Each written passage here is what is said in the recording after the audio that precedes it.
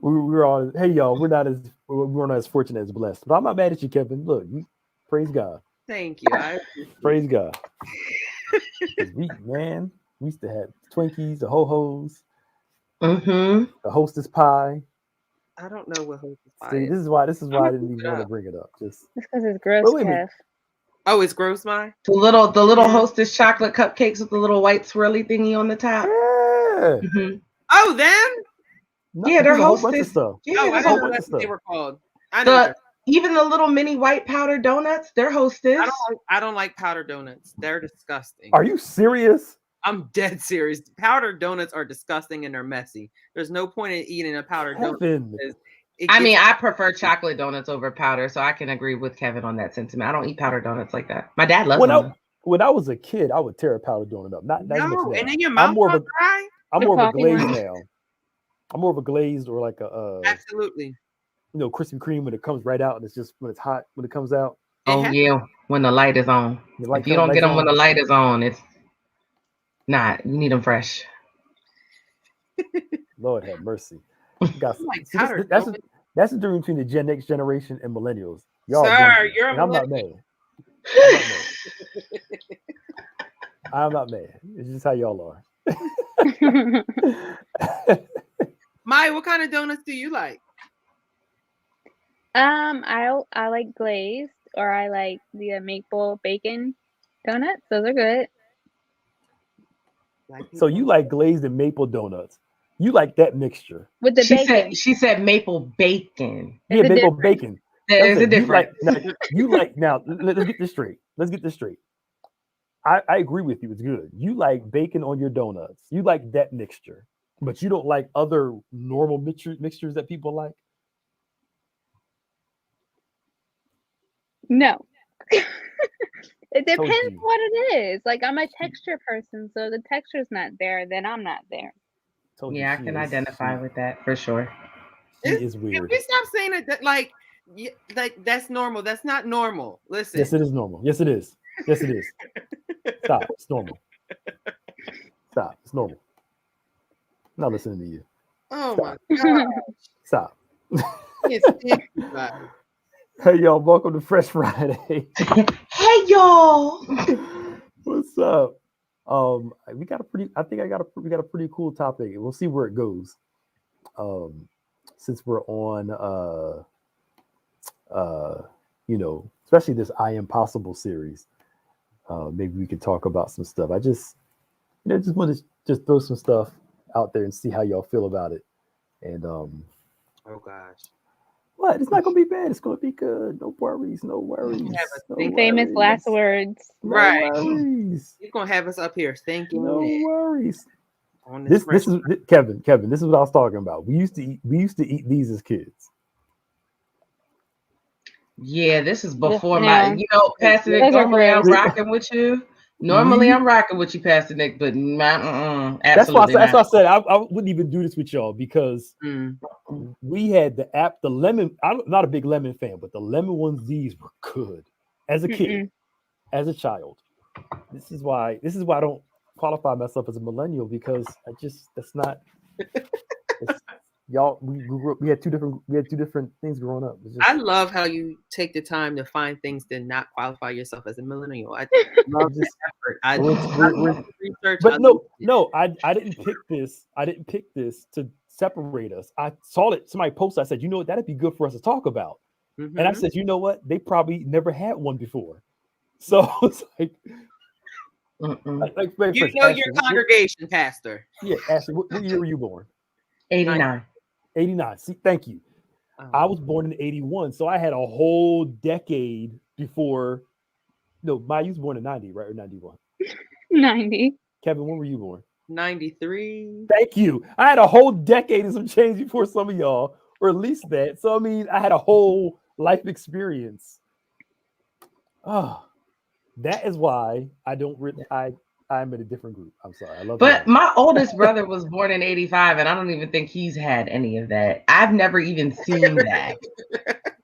Thank you, Andre. All of us older folk need to know the difference. Mm-mm. It was a cheap snack. It was like you had some. Please tell me y'all had hugs. growing up. Yeah, the Huggies. I was about to You say, think- Oh, the drinks? The drinks? Yeah. Yeah. Wait, Yeah. Maya, what were you thinking? I didn't know. It's like, what is that? That was another like Hostess pie No. type No, thing. what was the best flavor of hugs? The blue Oh, one. the red Green. was the red one. Did you the green? Who said the Was it green? green? Maya? Thank you. Thank Maya, you. no. Thank I you. think Her so. tastes are weird. Thank you. The green. Now, that's like saying purple. Purple was just straight sugar. That was Oh disgusting. yeah. It was Oh, it was between the red and the blue. Mm-hmm. Blue was my favorite. He said the green. God. Thank you. Thank you. The green ones Thank are good. What you. you talking about? Oh, First of all, I don't even remember what the flavor of the green one was. Right. What was It was, that? it was Sour apple, right? I It don't was like remember sour either. I apple, just yeah. liked it. oh, Yeah, nah. It was apple. God bless you. But I know the red. That's we call it purple drink. With no name to Disgusting. it. Anything grape Red flavor drink. was not it. Yeah. It's not it. But please tell me, hey y'all, we're gonna start talking about something serious in a minute. But please tell me, you guys had the budget cereals, like instead of having Fruit Loops, you had like Absolutely. the Ringos and The ShopRite brand? Absolutely. Yes. I still eat ShopRite brand cereals. I didn't even get ShopRite brand. I got from the dollar store. Yeah, you had instead of Frosted Listen, Flakes. as you Flake grow Oat older Snickers. and you start grocery shopping, see why you got the ShopRite brand because right. hold up now. Let me save a couple dollars. Did you see that Bean and Adult was choosing between a pack of meat that's $11.80 versus $11.75? Trying to search for Right, the right. cheapest one. It's like a 20-cent difference, and you pick that up. Listen, Adulting. penny counts. Mhm. Hey, yo, welcome to Fresh Friday. Please do us a favor and share. If you can. We won't be before you alone. Oh, excuse me. There's mercy, Father. Yeah. Merciful God.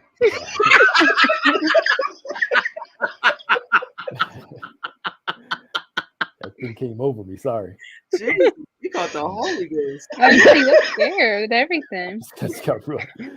It's been a long week. Okay. Woo. It's been a long week. What was I gonna say? Share, y'all. Come on. We won't be before you long. Just real quick. So I just turned 40. Maya is 31, right? Yes. Yeah. And Ashley, you were 30, almost 33 or 33. I'll be 33 this year in 33 June. this year. And On Kevin's- Father's Day. Father's Day. Oh, cool. Kevin's still wet behind the ears. He's the youngest, he's the baby of the crew. Oh, right here. Not of this the whole crew. Who's younger than you? Desiree, right? Desiree. Desi. He's Desiree's birthday. Happy birthday, Des! Really? Her birthday's when? Today. Happy Oh. birthday, Desi. Oh, happy birthday, Desiree. How old is she? She just turned 28. And then the youngest of our crew is Shania. Yeah, Shania's the baby. Well, she's always gonna be the baby. She's still like she's 17. So, and Kevin, you're what, 30? I'm You're how 29. Yeah, You're 29. Yeah, I'll be 29. turning 29 Don't in look March. Don't turn your, Offended, don't turn your Kevin. eyes up at 30, okay? Because No, I'm don't even. really excited. I'm really just excited to enter my 30s. I You really should. It's I fun. am. It is No, I fun. really am. I truly It'll- am. It is fun. Okay. It's the best decade of your life, Kev, is coming. It is fun. It is fun. I'm excited. I really am. I have to say that. I mean, I didn't when I turned 25. I never thought I would say that, but the closer I get to 30, I'm like, I'm excited for 30. Kevin is still in his 20s. That's why he looks like he's in his 20s.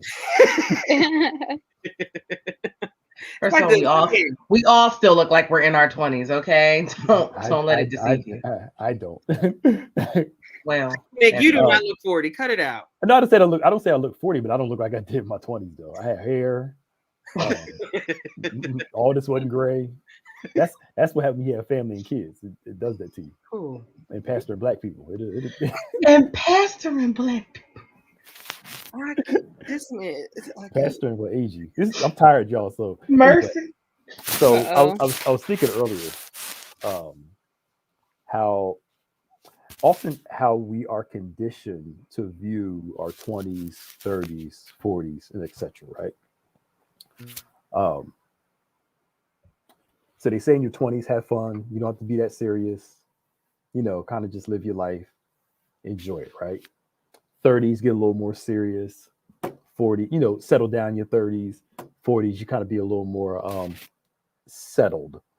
I think one of the problems with that perspective is it's cool in your in your 20s to not, you don't have many responsibilities. If you don't have any family, no kids, you can kind of work a lot, have fun, do stuff. But what they forget to tell people is the older you get, the faster time goes. And when you're in your 30s and your 40s, you may look back on your 20s and say, yeah, I had a good time, but I also could have been a little more serious. Because you start seeing how what you did in your 20s affects your life in your 40s and your 30s. And I think for any group, I'm not saying don't enjoy yourself, don't enjoy your 20s and enjoy, that sense of freedom. I'm just saying in a balanced way where you understand that the choices in your 20s and 30s affect you later in life. I can look back and wishing that I started some stuff in my 20s or didn't do stuff in my 20s that's still affecting me today, both positive and negative. So in essence, I'm trying to get around to, that's how I heard growing up. I don't know if y'all heard the same thing growing up, but there's some stuff that God wants to do in us, those in your 20s, early 30s, even if you're above 30s, in your 40s and up. Here's what I'm trying to get to. Thinking you have more time is a lie. That's what I'm really trying to get to. Thinking you have all the time in the world is not always true. So, with that in mind, what do we need to start working on today? Because it takes years to build stuff. Again, there are no overnight successes. It takes years to build stuff. And when I tell people, I'm like, start stuff earlier, because you never know, it may take you 5-7 years to at least get to the beginnings of success, not the fulfillment of it, the beginnings of success. It's something that can take you for the rest of your life. What can we do in our 20s and 30s to build towards? Because I'm telling you, that time goes fast. When I was 30, I woke up at 30. I said by 40, I want to have this done, this done, this done, this done. And I looked when I turned 40, it didn't get this done, this didn't get done. It went by so fast. You end up, this happens, this happens, this happens, and life just happens sometimes. And the problem is, I'm ranting, but I'm gonna finish on this. At least I think so. Is that this life is like a train. When you don't have a lot of passengers and don't have a lot of responsibility, you got a single car, you're moving fast. Life starts kicking in, you start adding to your train, and it starts to slow down some, or some hits may happen that slow you down some. The whole premise I'm trying to get to is creating that momentum while you're young.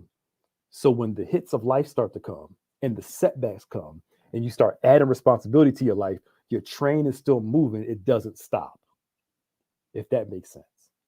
So I'm glad Andre started saving money for his retirement in younger years. They actually say, those of you in your 20s, if you wait until your 30s to start saving up for your retirement with a good market, you've cost yourself 6 figures on a 10-year difference, because you don't maximize contributing to your retirement accounts in your 20s. You're like, my 20s, I'm trying to, we got money for, don't get me to spending sprees I went on and the amount of shoes I bought. I could have put that into a savings account and investments and, oh, Lord have mercy. Let's not go there.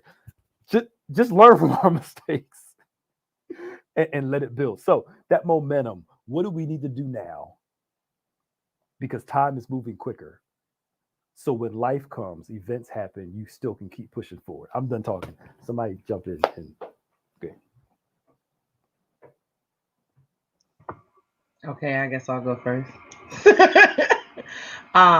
What I will say is something that I have implemented now, to kind of piggyback on the whole saving aspect, because I'm starting to understand it a little more, in a better sense. Like when you're in your 20s, at least for me, the importance of having like a 401k and all of these different things to set you up for your future, wasn't necessarily broken down, especially when you go into even normal jobs that 20-year-olds might be working in retail or what have you. If they say, oh, after a year of working here, you're eligible for a 401k, and you're like, what's a 401k?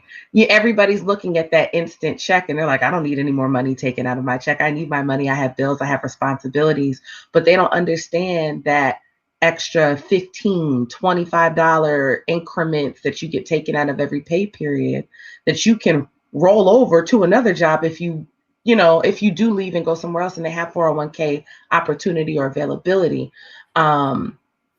There's this thing that one of my friends actually gave me for Christmas. And because they know I have to save up for school. It's called the 100 Envelope Challenge. And it's basically where you, out of every check, you take cash money and every envelope has a dollar amount on it. And by the first 100 days of the year, you've already put away a little over, I think, $5,000 by the end of the way the increments work.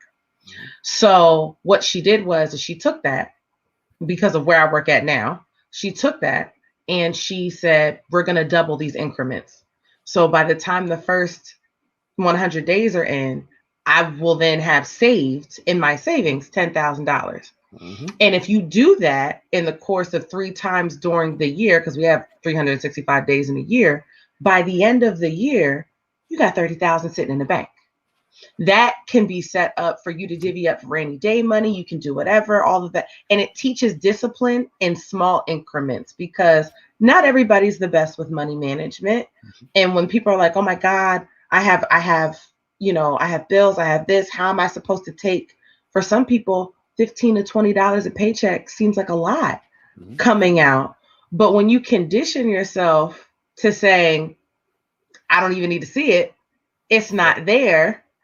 And by the end, you're like, oh my goodness, I can really do this. I can really live by my means. And it's so important for me now that I look at that, because I'm more disciplined. I wish I was this disciplined when I was 21, 22, because where I could have been at 25, 26, I could have purchased a home.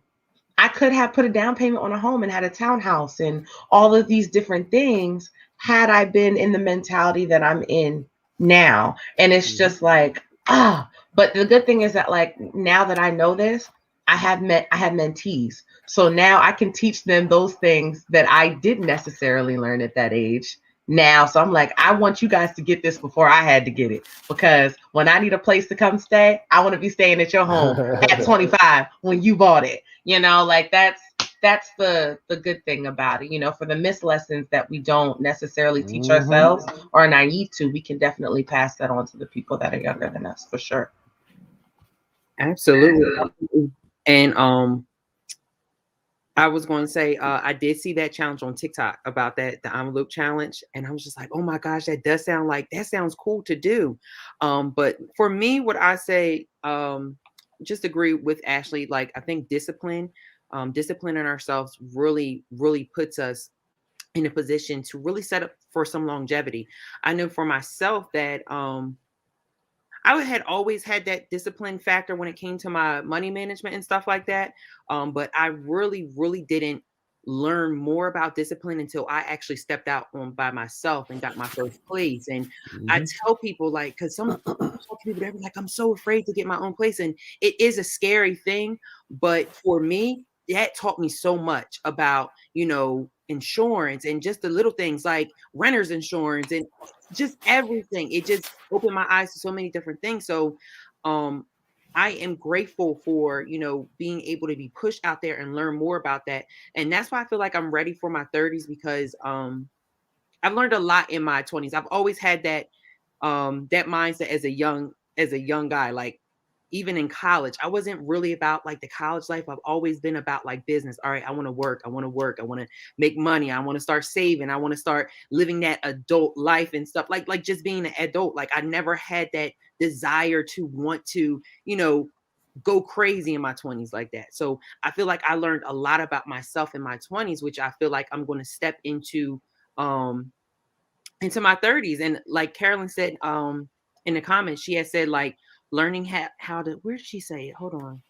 Get a few real passive income streams. So, and that's what I'm learning, that, you know, finding different streams of income as well is that's today's world. Like nowadays, you don't really have one person. Well, there's some, I'm not going to say there's not, but a lot of people really have different streams of income nowadays. And it's a norm. It's becoming a norm. You have to. Yeah, and you have to. But not only that, it also keeps you busy because you learn more and you start, you know, really stretching your talents and starting to learn that you have interest and love in other fields as well. So that's what I just want to agree with you, Ash, like that whole discipline factor and, you know, putting yourself in position to want to be disciplined, because I think that's what we have to do. Is like sometimes we have to say that, okay, I need to discipline myself because, you know, it comes to when you got to pay that bills, either you paying that bill or you getting some new shoes, right? So okay, because that's the thing. Mindset, like just having that mindset. So I would definitely go with having that disciplined mindset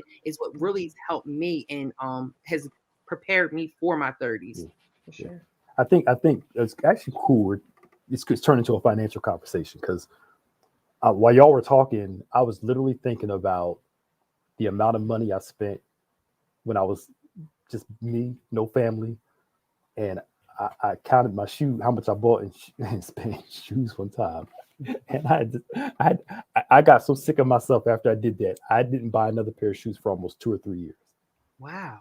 I didn't need them anymore. I'm like, what are you doing? Like for real. But two things. What it showed us is that most of us are for many, our parents and our grandparents were just getting by. So they taught us what they knew. Absolutely. You know, and then what we do, we continue what we learned, which was just pay your bills and get by, right? Yeah. You know, some of us had, you know, other people, parents or grandparents or whoever exposed us to a different way of doing it. But we continue to reinforce what we were taught. But it comes a point in time where you can't blame people for your lack of financial savvy when you can go pick up a book and read, or like actually get a mentor, somebody can help teach you. Because the money you spend early on, you know, could you imagine how much money we would have right now if we got the money we wasted over the past 15 years back? I mean, literally, like, could you imagine? So what I've learned to do now is that two things. First, you need at least 6 months to a year of your bills in savings. 6 months to a year. Because if something happened and you lost your job, you should be able to take care of yourself for 6 months to a year. Which means all of us need to make sure, count how much your bills are every month and figure out what you need to live off of if something were to happen to you. That's number one. I'm getting old now. I forgot number two. I knew I should have went to number two first and remember number one. Oh, this is what it was. Actually, two more things. This is what it was. I've learned to discipline myself that I mostly make myself, if I spend money on this, I have to put the same amount in savings or somewhere else. So if you go out on a spending spree and you spend $300 in the store, if you can't put $300 away in savings at the same time, then you don't need to go spend $300 at the store. That part. Learning to sacrifice your immediate need for what you want right now for long-term stability is better. The other thing is learning to have a stream of income for your play. So if I want to go buy some shoes or go buy a shirt, guess what I do? I have to go make that money outside of my regular paycheck from another stream of income to be able to buy this thing. And that's my play money. So it doesn't come out of bill money. But there are ways to do this. And I think, you know, especially minorities, and even not even minorities, but the way the culture is now. Yeah. Looking like you got money is more important than having money. Oh Lord, keeping up with the Joneses is a real thing. And so my thing is like this: if you have more money in your closet than you do in your bank account, you have this whole thing wrong. I want everybody tonight to go in your closet and count how much money you spent on shoes, clothes, hats, gloves, all that stuff, suits, whatever you got in your closet. Compare that to how much money you have in your bank account. If you spent more on clothes and shoes and stuff that you have in your bank, a reversal needs to happen. Mm. I feel some guilt all over the stream right now. I'm telling you, do it, and you're going to get mad at yourself. You might cuss yourself out. Like seriously, we should not have more, because now we get into the whole thing of spending to appease ourselves, spending to make ourselves feel good, or the need to always have the new thing. You know, but those small tips are important too. Yeah, you hear a whole lot of crickets. Those small tips are important, but I want everybody to do it. Go in your closet tonight and count how much money you spent in clothes and stuff. Yeah. Count how much money you spent in shoes, and tell yourself you don't need. Some of y'all still got stuff with tags on them. Mm. Come on now, talk to me. Come on.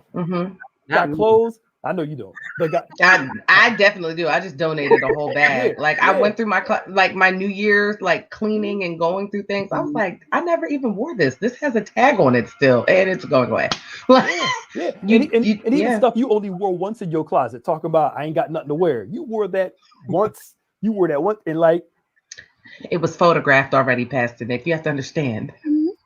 Look at Carolyn dropping the knowledge. She from Brooklyn, y'all. She from the hard streets of Brooklyn. I love you, Carolyn. That's my buddy right there. That's right. Don't let Afterpay and all them get you. Yeah. They found a new way to get you on layaway. Yeah, because that Afterpay is everywhere nowadays. You see it, and people go off with that, and I'm just like, dangerous. You have to pay that's another bill you have to add to your your regular bill monthly. I never like Afterpay because I'm the type I don't want to see you take money out of my account that if I don't have it at that moment, then I'm good. I'm not getting it. Exactly. It's true. I mean, it's and I'm not saying that we can't buy stuff that we like or buy stuff we desire. All I'm saying is let's budget it. Let's think through it. Let's process it. Do I really need this? Not because you want it, but do you really need it? Because I remember my wife loves watching HGTV and all the house shows and whatever them shows are about building stuff. And you enjoy those shows. You enjoy those shows too. No, we have multiple TVs in the house. Don't be repetitive like that. Right? No, I'm not doing it like it's just she knows we don't have the same taste in TV shows like that, but it's okay. But we do in some, but not everything. But I was watching it one time with her, and this guy, he determined to live tight in his 20s, 30s, and 40s. So by the time he's in his 50s, he could retire. And in his 50s, he bought this huge house for him and his family to come. They come in, they live in there, they can leave, vacation. And he said, to me, those people don't think that far. Yeah. To think, live stable in my 50s and 60s and 70s where I work if I want to, rather than I work because I have to. Yeah. But I mean, and things happen. Life happens to people and stuff happens. Trust me, I get it. We're just trying to change how we think. But Pastor Nick, I think it goes back to your original point that that you have to prepare because things are going to take time now. And nowadays people don't like that process or that time. It was funny because I just saw something on Instagram this week where something with Viola Davis where she got her first Oscar. She started acting in her 20s and she didn't finally get her first Oscar until she was in her 50s or something like that. So, she could have, given up and stuff like that. But I think nowadays we don't look forward to that process or that time factor. So instead we try to live in a moment and just do things that we're not thinking longevity or long term and stuff like that. If that makes sense. Yeah. It goes back to we got YOLO. Time. YOLO. The YOLO mentality is dangerous. It is. It can really get people. It's dangerous. It's very dangerous. But I think that and for anybody that does not know what YOLO is, depending on what generations we have on the chat, it's you only live once. It's an acronym.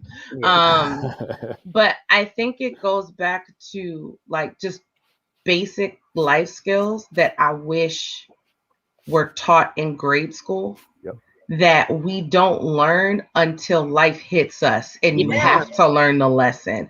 There are so many things that I learned in grade school And even in college, that I'm like, I'm never going to use this information again unless I end up on Jeopardy and somebody asks me a random question. Like, I'm never going to use some of this information, but learning how to deal with, learning how to cope with grief, learning how to cope with the loss of a job, learning how to, be financially stable, just financial wellness, learning how to do my taxes, saving properly, like basic life skills that are survival tactics that I could be learning about in school as a course. So by the time I graduate and I'm like, okay, I'm an adult now, I'm working, you feel like you're set up for success, as opposed to a lot of college students when they graduate, if they don't have a job coming out of school, it's like, oh my goodness, what do I do? What do I do with my life now? Like, I don't have a job opportunity. How do I search for a job? How do I make myself more competitive in my market? All these different things that you wish you were taught outside of A squared plus B squared equals C squared. It's just some of those things I wish were different, but I also do think, to take a nod back to the mentor thing, like, I think it's our responsibility to then pass those lessons along once we learn them. And that doesn't always happen either. Absolutely. Yeah. No, absolutely. Yeah. A life skills class. Mm-hmm. For sure. Just tells people, this is what life is like. This is how you save. And I think one of the things that gets a lot of people in this generation, and not even just this, but mine a little earlier too, especially when the reality TV waves start hitting, and you start seeing more how rich people live and stuff like that. You had regular people thinking they can live the same way. The problem is you don't have parents that are millionaires as of something to fall back on. Absolutely. So you see the celebrities acting reckless, their kids living whatever. That's because they got millions of dollars to fall back on. We got, grandma on Social Security, mama still working, and you don't have the same fallback. Yeah. I hate it's true. Poor folk don't have the same. Middle class, lower class don't have the same cushion as those who grew up wealthy. And I'm not anti-wealth. I'm just speaking reality here. Yeah. It's just is what it is. It's cool to see it on TV, but that in our lives though. And we get so caught up into here it was. So I'll use it. I know I'm still saying y'all, but y'all got this. So the Miseducation of Lauryn Hill, that whole album, first off, it's probably the greatest, one of the greatest album to ever even come out in our journey. It is hit. Look at Maya, don't even know what you're talking about. It is hit after hit after hit after hit. Maya, you okay, Maya? She said, "Look, you're on mute, Maya." Yeah, I know. I ain't got nothing to say right now. Have you heard the album before? Have you heard the album before? I'm not going to answer that question. Probably the greatest album Maya, to ever come out. Hit after hit. But the stuff she was talking about fits so good to this day because she kind of got on your look. You're trying to have this image and you're doing all this stuff and it's costing you something. And a lot of us don't think about we're paying the price for an image, but we don't recognize the high price that we're paying for said image and what it's doing for us. To us. Excuse me. So in your 20s and 30s, you don't really have as much time as you think you do. I'm sorry, I'm rambling. Come on. No, you don't. You don't have that much time because 21-year-old Kevin said at 25 he was going to be in a house. He had this and do this and that, and then 25-year-old Kevin came and it's just like, oh wow, that went by fast. Now it's getting close to 30-year-old Kevin. It's just like, yeah, no, I'm coming to the realization that no, I don't want a house right now. I'm not ready for that. I'm ready for it. Once I'm done here in this apartment, it's time to move to a townhouse, and I'm okay with that. But I feel like the townhouse. Yes, so that's what I want to do because I know that me, when I get to my 30s and have my townhome, I'm not going to be home all the time to be keeping up with my yard and stuff like that. But I feel like you have to be real with yourself. That's the thing. Like, we're not real with ourselves, what we want to do, or it's okay to say, no, I'm not ready for that. And I think that's the conversation that people need to have, that, because you're a certain age and not at a certain place in your life or something like that, you're ashamed or you don't want to talk about that. But it's okay to say that, no, I'm not there right now. I'm not ready for that, but I have this lined up, or I'm doing this, instead of letting time go past and just, not saying anything or doing anything with your life. Yeah. And home, I was going to actually bring it up about home ownership, eventually owning property.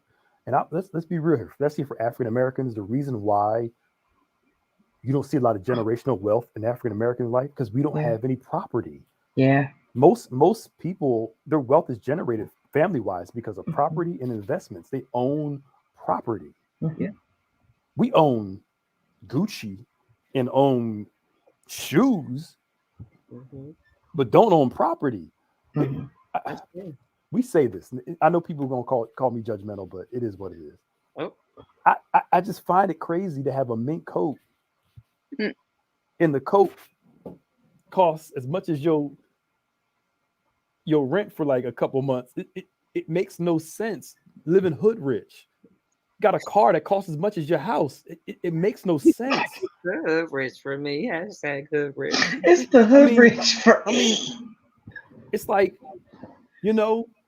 everybody has a different timeline, but we all should get into that. But I mean, when you look at this, the statistics of Black wealth in this country versus white wealth, is because a lot of it is because of property. And with the whole racist part of redlining and all that stuff like that. And that's what all Tulsa was about. Let's take all this property away from them, because when they had property, it was generating some wealth. So even if it's not your, like, I know somebody who's going to buy a duplex first and then live in one of the rooms and rent the other ones out, and other people's rent would pay for the monthly mortgage of the duplex. There are ways to do this thing, right? Where you own something to pass along when you die, besides, and get some life insurance, y'all. We don't need GoFundMe is not life insurance when you die. Yeah. Something to help people. Well, if they love me, they'll figure it out. If you love them, you won't make it hard for them to bury you. Just get some life insurance. Something that my mom always taught me is that everyone knows the saying, closed mouths don't get fed, and there's always help and assistance out there. So when you're ready to make that first move, or you have questions and stuff like that, all you have to do is research and ask the right questions. It's not like it's like hidden, or you don't have access to it. I wouldn't be here today if I didn't, ask those questions, and would it entail to, have an apartment, and what I need to do and stuff like that. So now I'm in a spot like, okay, I know what I need to do. Now I need to start thinking about what I need to do when I want to own my townhouse. So there's things, organizations, people out there, and that's goes back to that mentorship, where it's so important. But I feel like the mentorship really is not frequent, because I think we live in a culture where we're always trying to compete with each other and try to instead of help each other. So that's why you don't see a lot of mentorship nowadays, or people that are willing to actually take that time to say, hey, this is how I did it. I want to see you do even better. My parents have always taught me that, we're going to teach, we want you to be better than us. We want you to do it better than us. So, but you don't see that nowadays. You see that jealousy and that competition even in families nowadays. So Sorry, Maya, we've been talking. You got anything to say? You look tired. You okay? No, all y'all saying great things. And I think it's true, like, we don't value the generational health aspect of things. Like, I have family down. I mean, I have a lot down in North Carolina that has been in our family for years. And I think it would be real easy to sell it off, especially with all the calls that we get and how much money that we're going to make if we sell it. And we get distracted by that instead of seeing what the future could be, not just for ourselves, but for, the family to come. So. Yeah. I mean, you can imagine owning some property, and this happens, and a Family Dollar wants to lease your property and pay you rent every single month to be on your property. It sounds real pretty. Hello, they don't buy most of them companies don't buy the land. They just lease it off of the people who own it. Like, and that kind of thing we need to start thinking about. But a lot of it comes with education. You know, Ashley was right on. Yeah. Imagine if we were taught real estate. We probably wouldn't have listened totally as teenagers, but at least we would have known. At least we would have known. We would, you know, for sure. Real estate your freshman year of college, investments and savings your senior year, you know, that kind of thing to prepare you for life also. You know, I'm glad we learned about dinosaurs and fossils, but it's not doing anything for me right now. I'm not saying don't take it out. It's just add stuff into it. That T-Rex is not going to get me my bills paid. Okay. But history. It is good to know history. So don't take it out, but let's focus on the things that are going to help long term and have some longevity. You know, it's just like we learn calculus and pre-calc and statistics and all these things, which is great.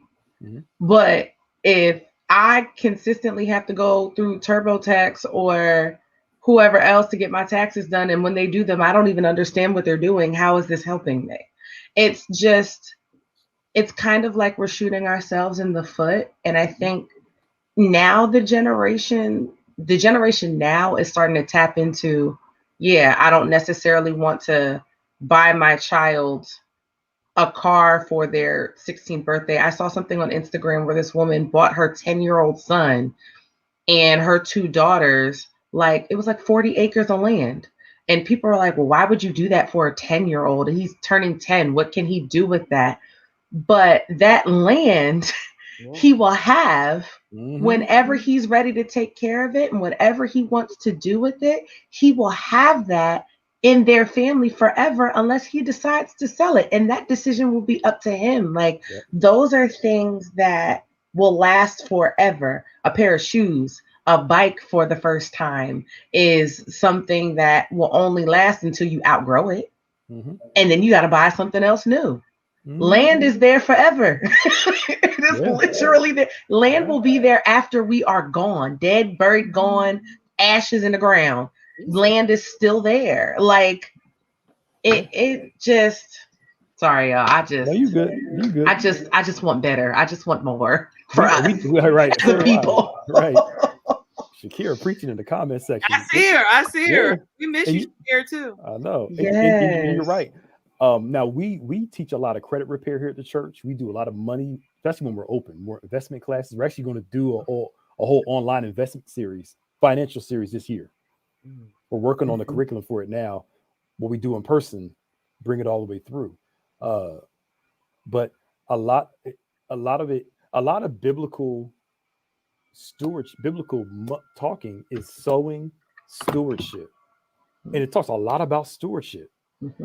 How we manage our money, not getting into unnecessary debts if you don't have to. You know, we get things happen. It happens in life, you know, happens to all of us.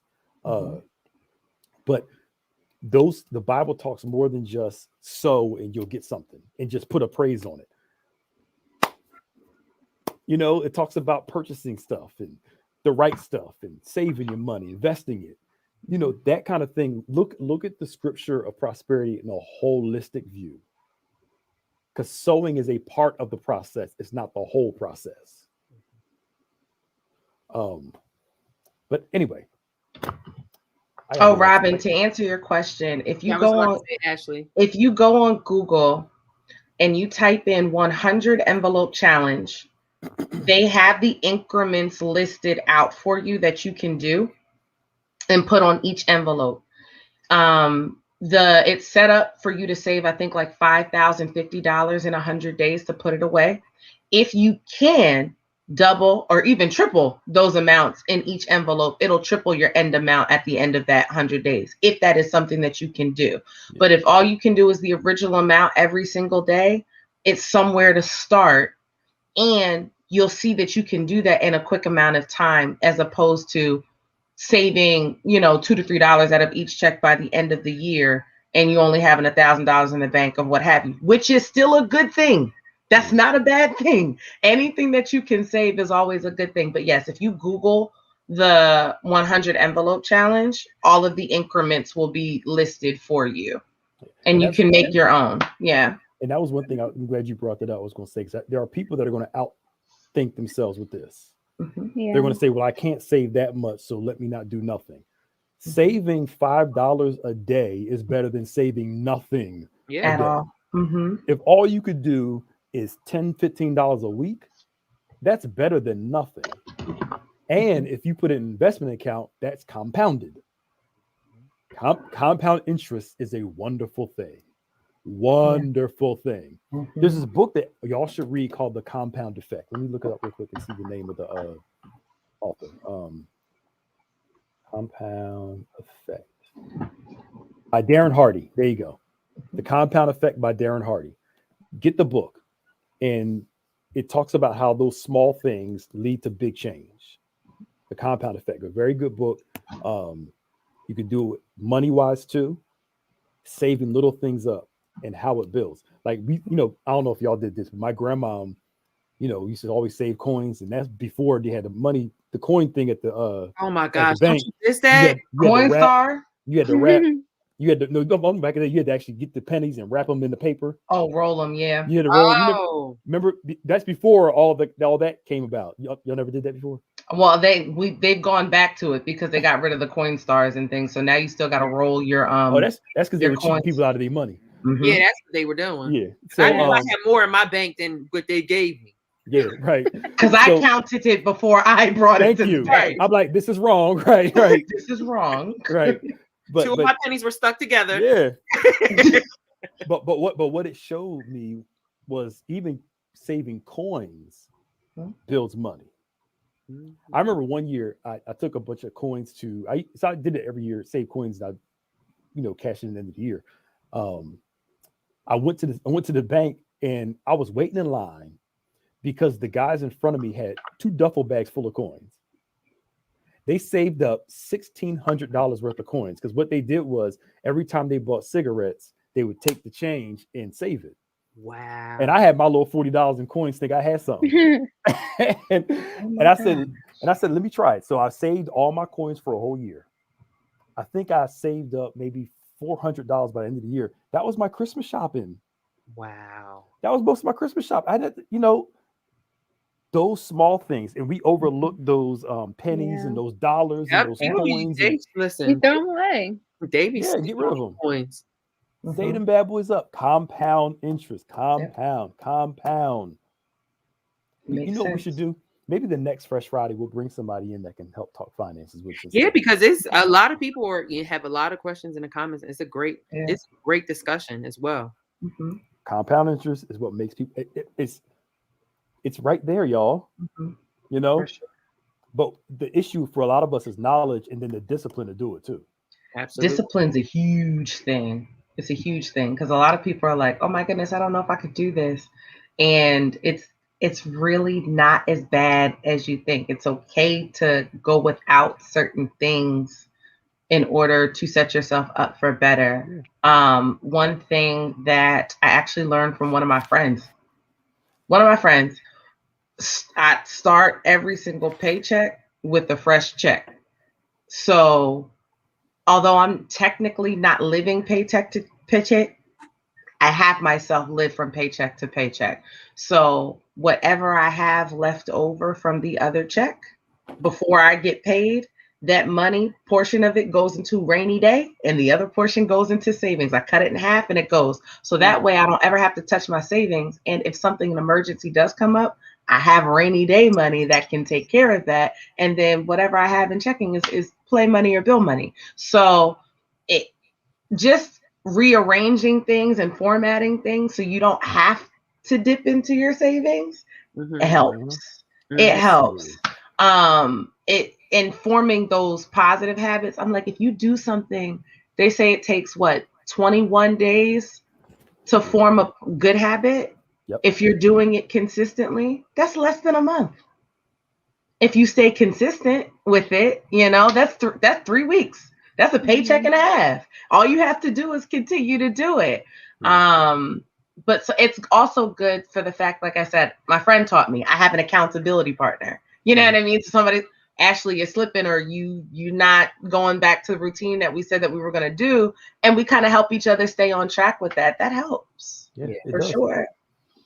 It really does. And starting somewhere. That's what we want to get everybody to get. Start somewhere and have a plan. And let's be real, adults, we spend money for what we want to spend money on. Mhm. We buy what we want and beg for what we need. Most people got money for stuff. If you got money to go out to eat a couple times a week, you got money for savings and I was just brown bag it. like, Brown bag it. Is that small? Is that small by, you know, because if you think about it, if you go to work, you know, you go get breakfast, you go get lunch, you go get dinner and stuff like that. If you went to the grocery store and actually like packed your lunch or packed your dinner, your breakfast, or, you know, ate your breakfast at home and saved that money that you would spend at these restaurants, because post-pandemic, the prices went up like on everything. Okay. So Everything. like, you're spending like $20 just on breakfast and lunch a day. So that's $20 every day. That's $100 a week at least. $100 a week. You know how crazy we are? We'll go to Wawa or Dunkin' Donuts and get a bagel that costs $3.50 with cream cheese, but won't go to the store and buy a whole pack of bagels for $2. For $2. Yeah. What gets us is convenience. Yeah. Mm-hmm. Convenience, and convenience, called right, and laziness. Let's be real here. You could buy the pack and got the bagel. One bagel costs you as much as a pack does. Mm-hmm.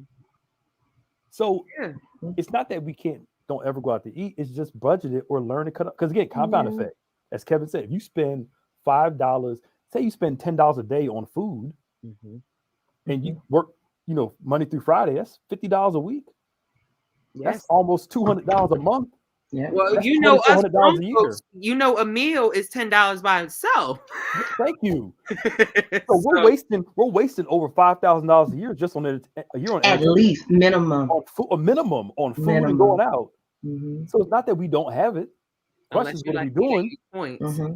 And that's $5,000 that you could put towards paying off your car. There you go. And I think, and access to capital too. There are ways to get money, ways to get stuff, to get started. It's just a lot of it is just knowledge and not knowing any better. Yeah. All right. And like, I remember I went a whole month. Everybody should try this once. We did it as a church a couple years ago. It's called a spending fast. You go for a whole month and only buy essentials. No going out to eat. No picking up stuff at a restaurant. No shopping for clothes. That might kill Kevin.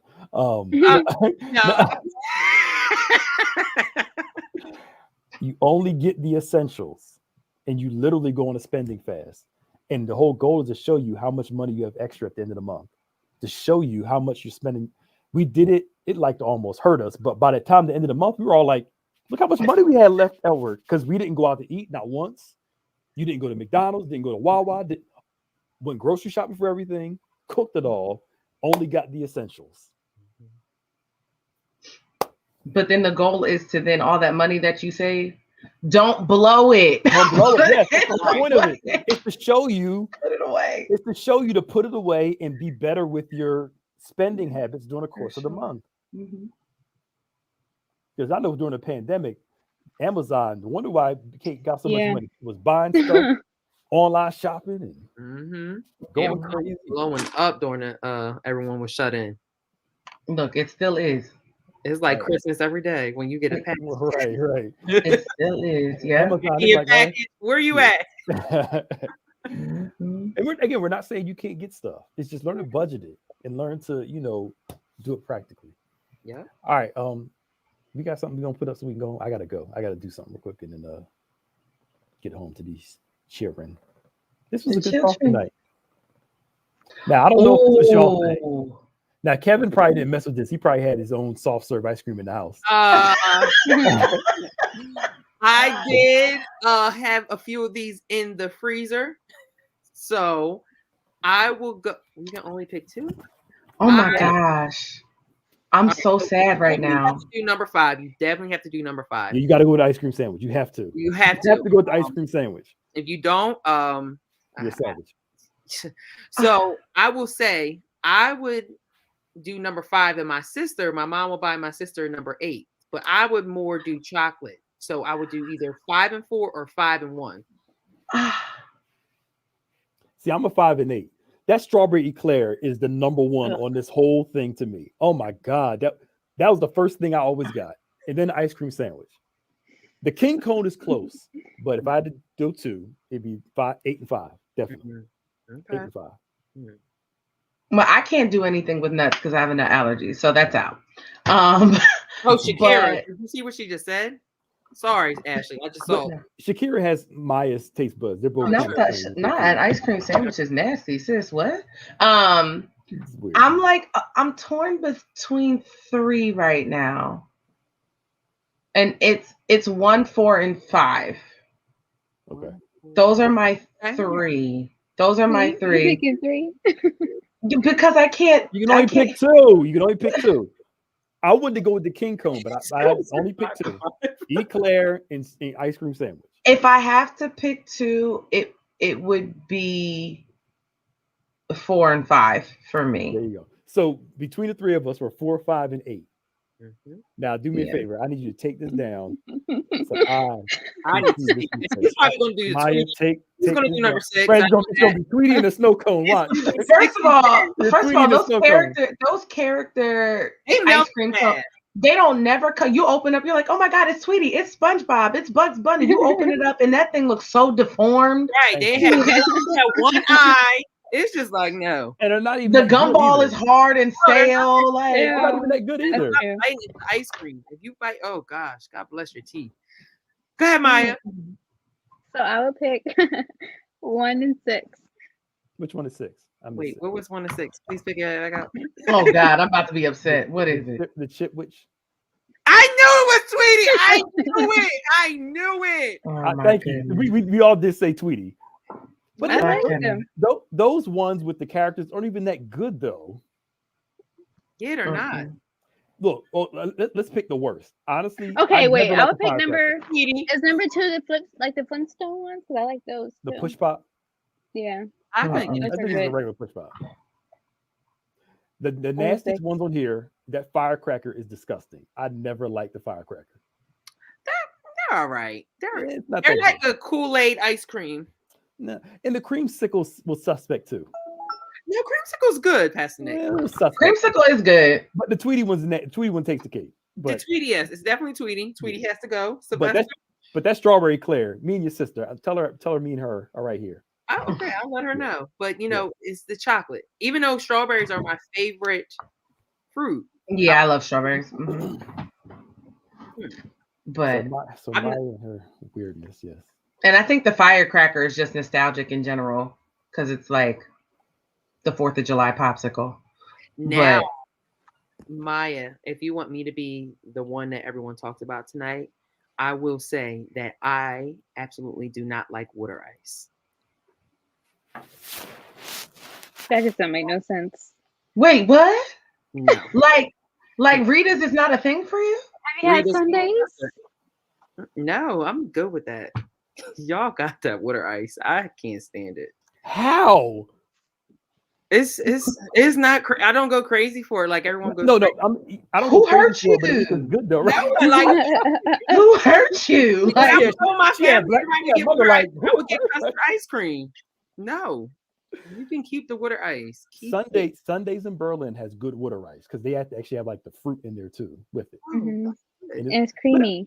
Yeah, I mean, water ice is not number 1 on my list, but I would get it if it's available. but what is it about? I'm just confused. Like, what is it about water ice that like I is don't it a know. texture thing? Is it like sugar water and you're just like, no? It never was like, oh, water ice.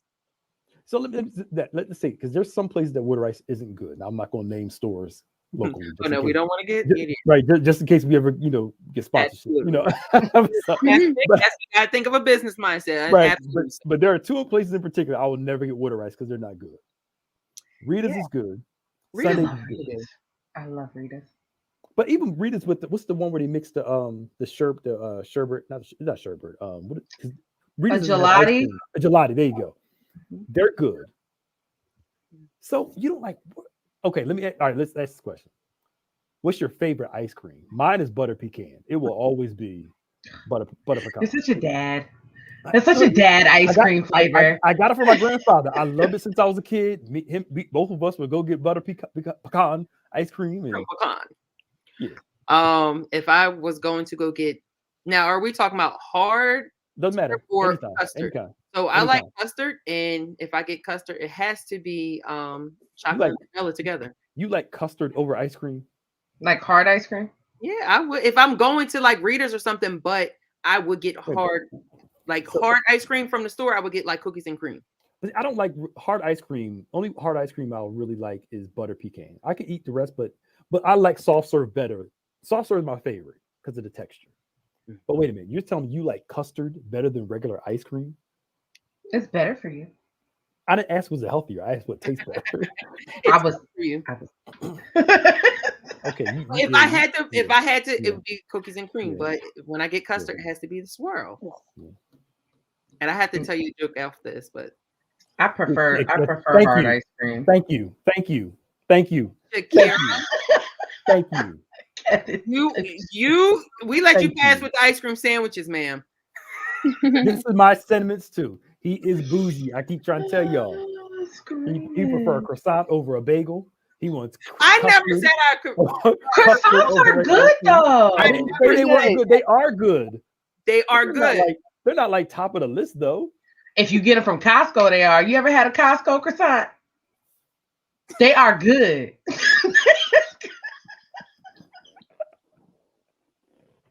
Yo, butter pecan is amazing. That's right, Shakira. She's coming for us in a comment. Butter pecan is good. I don't care what y'all say. Call me old man all you want to. I don't care. Pop up, Nick. No, I prefer hard ice cream. It would either be like mint chocolate chip or like cookie dough, or anything chocolate. Chocolate is my anti-drug. I love chocolate. Anything. You're anti-drug? Yes, I love chocolate. Chocolate makes me happy. Chocolate. I do. But I love chocolate. No, I ain't mad at you. And what's your favorite ice cream? What's yours? I'm not much of an ice cream person, but if I have it, like maybe like a strawberry, or like the ice cream like that's on cruise ships. The soft serve, like from the machine, the ice cream that's on not all soft serve is like that. It has to be made a certain way. What? How soft serve made? On cruise ships, because that was right. You only. I don't know. How's it made different? Yeah, I don't know, but I mean, I've had it out of a machine before, and it wasn't the same. So where's the cruise soft serve coming from? Look, I don't know. I was on a cruise to the Bahamas, and I liked the ice cream. That was so specific. Right. Or how they had it at the old country buffet. Like that, they made it the same way. She said the old country buffet, but I don't like that soft serve ice cream though. Yeah, I like it. I thought it was good. If you're getting a sundae, like a chocolate, like a sundae with banana split or whatever, you need soft serve ice cream. You need soft serve ice cream. Yeah. I mean, come on, y'all. Ice milk is good. I like ice milk. Yeah. Ice milk. I put milk in my ice cream. It's a milkshake. No, it's not a milkshake. when you put milk in hard ice cream, it crystallizes, and then it's really good. What? That was a science experiment. I must have missed in elementary school. I didn't know that. I moved beyond making sense of it all. I just accept it. It's just. Right, do you ever drink milk by itself? Look, you asked me a question. Yeah, I do. Oh no, I would get that. I used to do that. It's very good. What? Just to drink a glass of milk? Don't share nothing else. Yeah, I can't just drink a glass of milk. Oh, sorry. You have to have like cereal with it. Cereal or cookies? No, not even with cookies. Like, no. You never did Oreos and milk? Yeah, but it still didn't do anything. Like, really? Because then it turns like I said, I like chocolate because then it turns your milk and it tastes like chocolate. So. It's good, but yeah. The best milk is after all the cereal's going and you have the cereal residue mixed in with the milk, like Cinnamon Toast Crunch. Thank you. Now we're back. We're back on the court because you lost me a couple minutes ago. But we're back here. Yes. Okay. That's all right, different. I got to taste something. This was fun. This was a great conversation. Now I want some ice cream. Part of me is thinking about stopping by my ice cream spot on my way home. I'm not No, sure. sir. No, we are not doing that Oh. anymore. Why? You don't eat ice cream in the winter? No. No. Why not? You go in the house and eat it in the heat. It's cold. Yeah. It's not one of like I don't crave ice cream in the wintertime. yeah, you eat warm desserts during this time, like cookies and brownies and stuff like that. But I eat that during the summertime too, though. I'm just like, Yeah. I mean, you take the ice cream, you take it home, you're sitting in nice heat. I'm a soup person in the wintertime. I Oh, like don't warm. no. All right, I let's like- end the broadcast. You don't like soup. You did No, say that. You soup is did say that. You don't like soup, which is kind of. Have you ever? Do you eat gumbo? No. Oh. Maya, you don't eat soup either? No, I love Maya soup. doesn't eat anything. No, that's not quite true. Now this is good. Fried ice cream. Oh yes, It's fried Is ice cream is so great. good. Nope. I've been trying to find place that Nope. the place that used to do it. I can't. It closed. I need to find Have a to place go that's to still the does it. shore. Fried ice cream or fried Oreos. Oh, Fried Oreos are. Oh my gosh. whew. My My God. childhood. Change your life So forever. you got to go all the way to sure. You got to get some funnel cake, Absolutely. and you got to get fried ice cream. And they do that. I know they do the fried Oreos there too. I Yeah, love fried absolutely. Oreos. You have to do it. This And you place have to up get here the is- fries. There's so many things that you have to get on the boardwalk, or you didn't have the experience at the shore.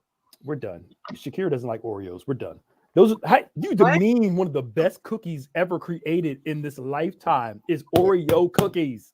Shakira, I know we agree to disagree, but that right there, ma'am. Blasphemous. I'm gonna put you in line with a heretic. That's what I call you. You're a heretic.